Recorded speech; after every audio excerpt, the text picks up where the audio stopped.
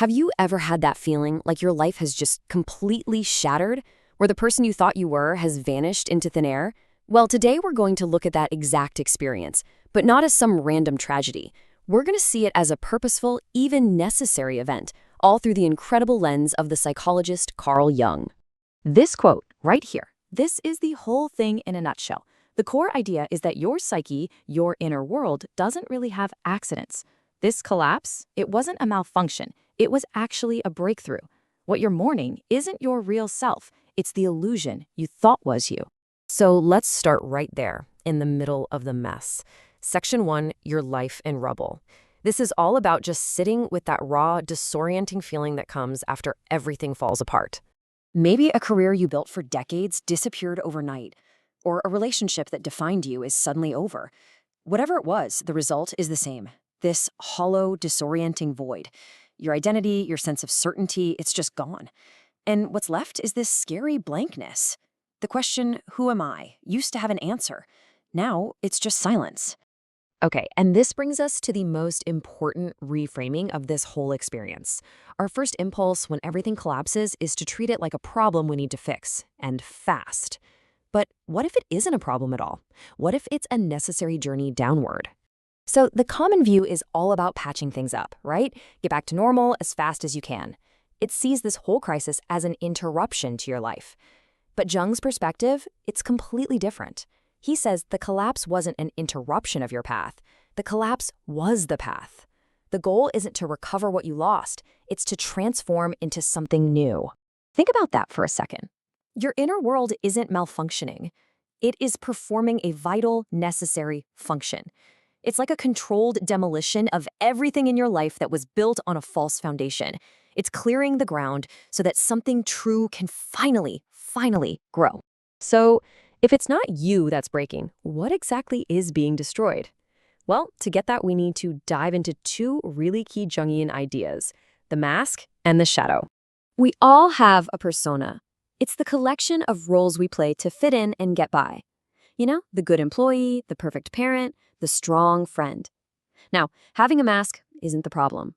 The problem is when we forget we're even wearing one, when we start to believe we are the mask. And that is the breaking point. That mask can only stretch so far. When the life you're performing becomes totally disconnected from the life your soul is crying out for, the whole structure just can't hold the weight anymore. It has to break.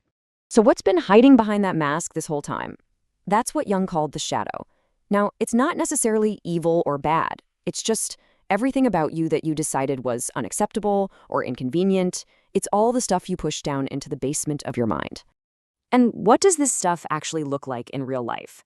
Well, it's the anger you swallowed to keep the peace at work. It's the deep need for rest you ignored to look productive. It's the vulnerability you hid behind that mask of competence. These parts of you, they don't just vanish. They build up down there in the dark, and they wait. You know, this gives us such a powerful new way to look at something like burnout. It's not just about being tired or overworked.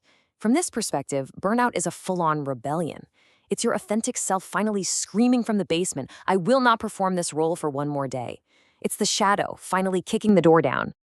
Okay, so the mask has shattered, the shadow stuff is coming up from the basement. What now?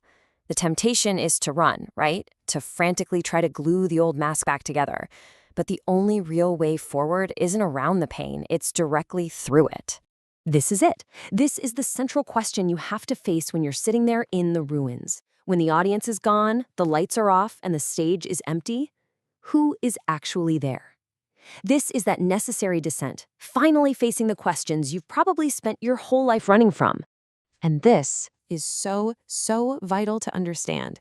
This is not an intellectual puzzle. You can't just think your way to a new you. You have to go down. You have to actually sit with the anger, the neediness, the vulnerability, all those shadow parts. And you have to realize they aren't the problem. They're the diagnosis.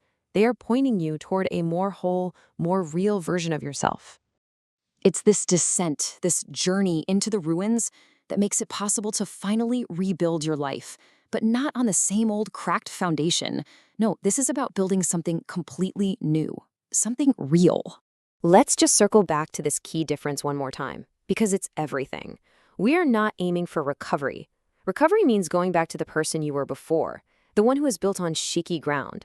The real goal here is transformation, becoming a person whose sense of self is anchored deep inside in something that a bad day, a failed project, or even a lost relationship cannot destroy.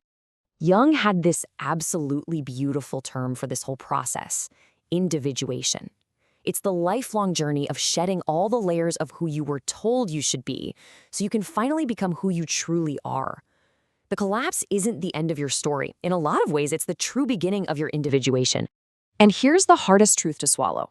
You can't just salvage the old blueprints. The version of you that was organized around what other people thought or how much you could achieve, that person has to be let go completely, so that a new self, the real self with a capital S, can finally emerge.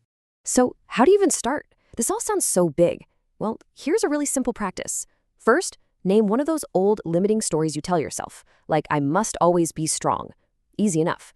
Second, ask yourself, what's the shadow stuff behind that? Maybe it's a deep fear of being seen as vulnerable. And third, just make one tiny choice today that honors that vulnerability, instead of honoring the old mask of strength. That's it. That's a start. Ultimately, that dissatisfaction, that pain you might be feeling, it isn't a sign that you're broken. It's a signal. It's a signal that your identity has become too small for the much bigger life that is waiting for you. So I'll just leave you with this one question to think about. What mask are you ready to let go of? Because just naming it, that's the first real step to freedom.